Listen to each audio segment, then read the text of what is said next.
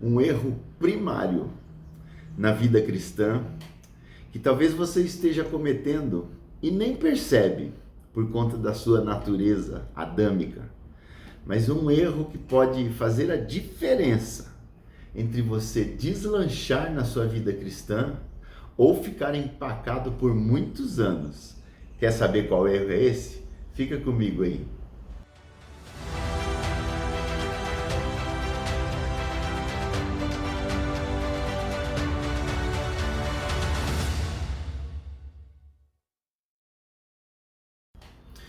Bom dia! Tudo bem aí com você? Por aqui tudo ótimo, com a graça de Deus nesse dia maravilhoso que Ele nos dá. Espero que o Senhor abençoe você, a sua vida, a sua casa, sua família, seus projetos, seus negócios, seu ministério, que seja abençoado. Vou pedir para você se inscrever no nosso canal, ativar o sininho para receber as notificações, deixar o seu like ou dislike e compartilhar esse vídeo com o maior número de pessoas possível para a gente crescer no canal, alcançar outras pessoas, abençoar outras pessoas. Amém? Vamos refletir num assunto que me chama a atenção e Deus tem falado muito ao meu coração nesses dias. Abre sua Bíblia aí, lá no livro de Ruth, lá no Velho Testamento, nós vamos ler alguns versículos. Ruth capítulo 1, diz assim a palavra do Senhor: Nos dias em que julgavam os juízes, houve fome na terra, e um homem de Belém de Judá saiu a habitar na terra de Moabe, com a sua mulher e seus 2 filhos. Este homem se chamava Elimeleque, e sua mulher Noemi. Os filhos se chamavam Malom e Quiliom. Efrateus de Belém de Judá vieram à terra de Moabe e ficaram ali. Morreu Elimeleque, marido de Noemi, e ficou ela com seus 2 filhos, os quais casaram com mulheres moabitas. Era o nome de uma Orfa e o nome da outra Ruth, e ficaram ali quase 10 anos. Morreram também ambos, Malom e Quiliom, ficando assim a mulher desamparada de seus 2 filhos e de seu marido. Então se dispôs ela com as suas noras e voltou da terra de Moabe, porquanto nesta ouviu que o Senhor se lembrara do seu povo, dando-lhe pão. Saiu, pois, ela com suas 2 noras do lugar onde estivera, e indo elas caminhando de volta para a terra de Judá, disse-lhes Noemi: Ide, voltai cada uma à casa de sua mãe, e o Senhor use convosco de benevolência, como vós usastes com os que morreram e comigo. O Senhor vos dê que sejais felizes, cada uma em casa do seu marido.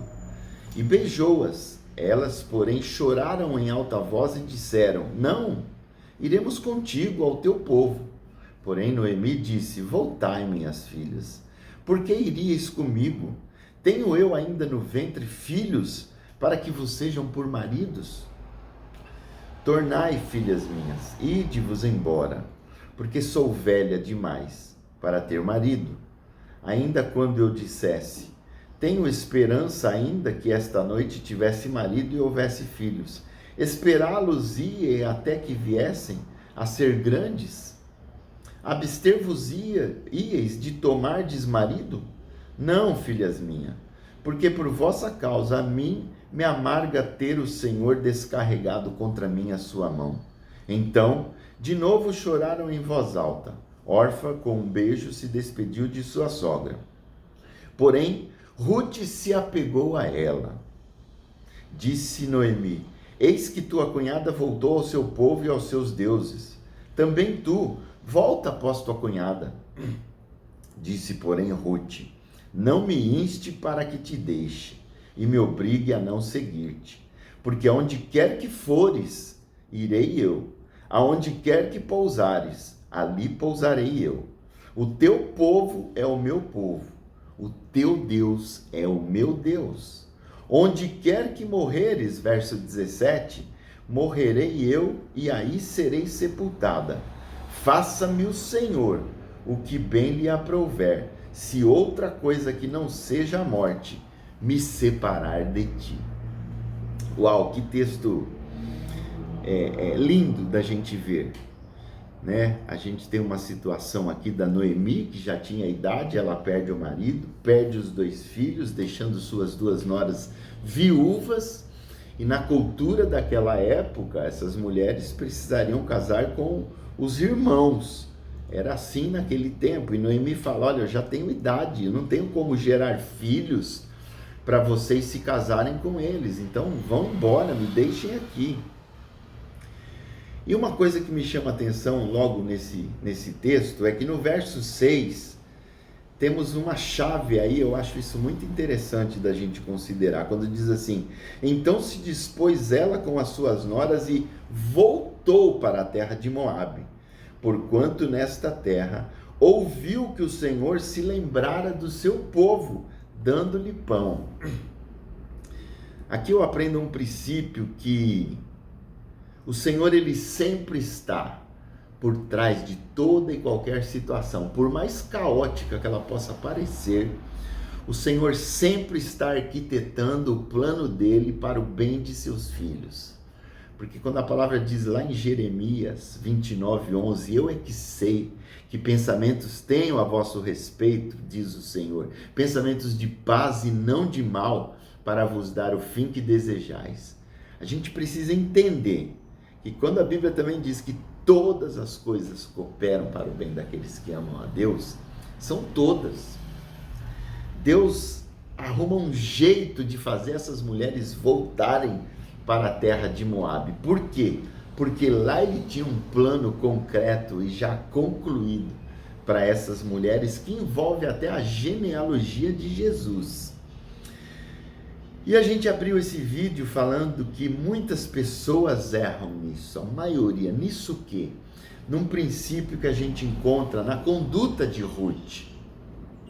Noemi era uma mulher já velha, e Ruth, em detrimento da sua necessidade e do seu conforto, ela abre mão de todas as coisas para exercer a cultura da honra, falando, Noemi, eu não vou te abandonar, você é minha sogra, você gerou o filho que foi meu marido. Ela entende qual era a posição da Noemi nesse momento difícil, e ela decide abrir mão dos direitos e interesses da sua própria alma para honrar Noemi, sua sogra. E ela diz, onde quer que morreres, morrerei eu, e aí serei sepultada. Faça-me o Senhor o bem que lhe aprouver, se outra coisa que não seja a morte me separar de ti. Ruth, ela abre mão dos interesses dela. O que é mais importante para Ruth nesse momento é o bem-estar do seu próximo, no caso aí, Noemi. E por que eu disse que isso tem poder de travar as nossas vidas?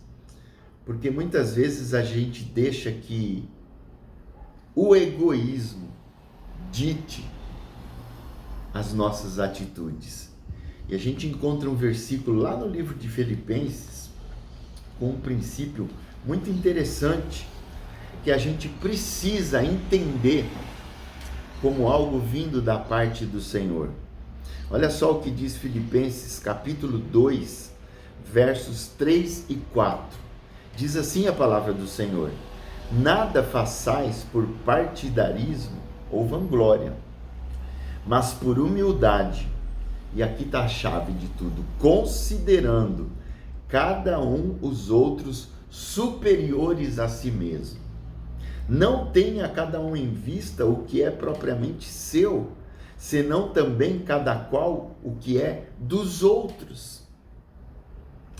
A vida cristã, ela nunca termina em você, nunca termina em mim. Ela passa por mim, me enchendo para que eu transborde em favor do meu próximo.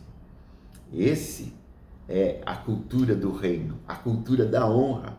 E aí ele continua aqui, Paulo, nos próximos versículos, dando o exemplo do próprio Senhor Jesus, e diz assim no verso 5: tende em vós o mesmo sentimento que houve também em Cristo Jesus, pois ele, subsistindo em forma de Deus, não julgou como usurpação o ser igual a Deus.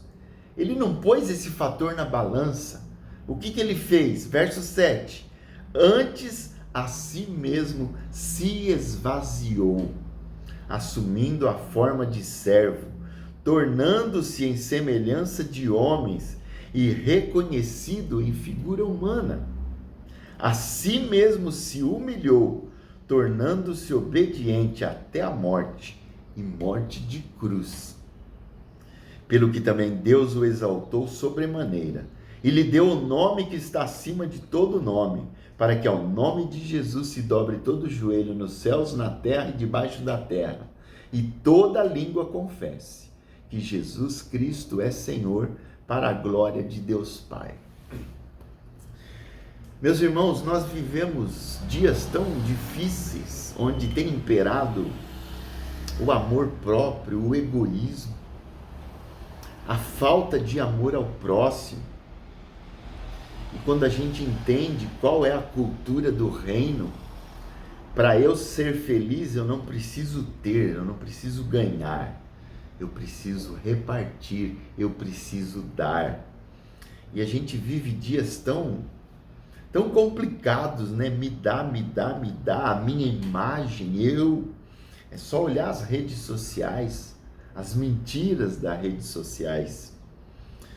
Mas o que impera na palavra de Deus para um servo de Deus, e a gente não pode errar nisso, é que mais importante do que a minha própria vida é a maneira como eu me relaciono com o meu próximo.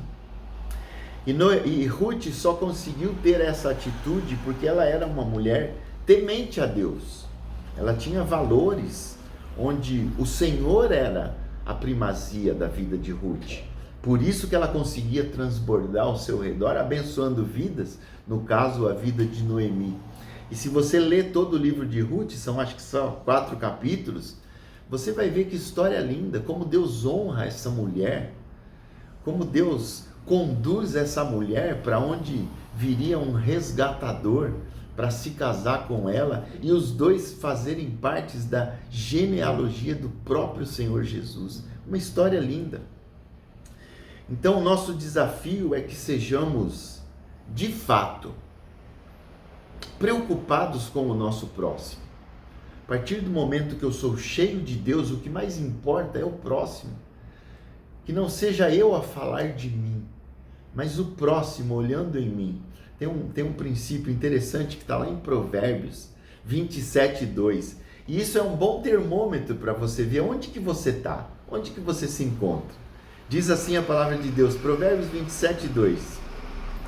Seja outro o que te louve, e não a tua própria boca, o estrangeiro e não os teus lábios. Quem diz as coisas boas de você? É você mesmo? Seja outro que te louve, não a tua própria boca. Quando a gente se enche de Deus, a gente vai transbordar em favor do nosso próximo. E eu ganhei um livro aqui da minha esposa, de Oswald Chambers, O Sermão do Monte. E logo no prefácio aqui do editor me chamou a atenção uma frase que eu quero compartilhar com vocês para a gente encerrar essa reflexão.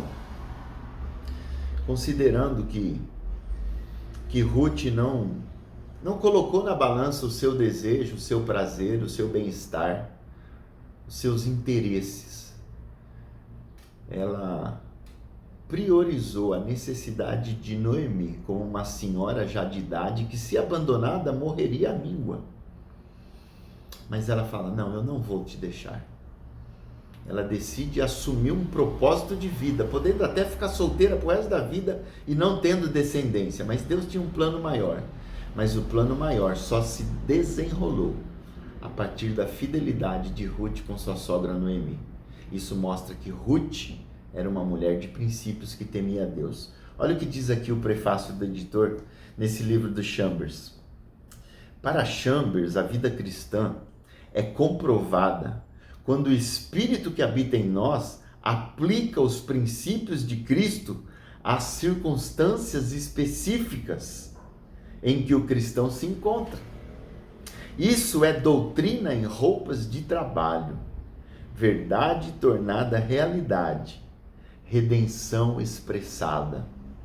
E em consistência com todos os seus escritos, nestes estudos o autor nos lembra de que o nosso foco precisa estar unicamente em Deus e não nas pessoas entre as quais vivemos. Uau!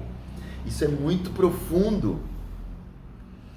Ele está dizendo assim que a vida cristã perfeita e plena é quando o Espírito que habita em mim aplica os princípios de Cristo nas circunstâncias que eu estou inserido. Ora, isso nada mais foi do que nós vimos na vida de Ruth.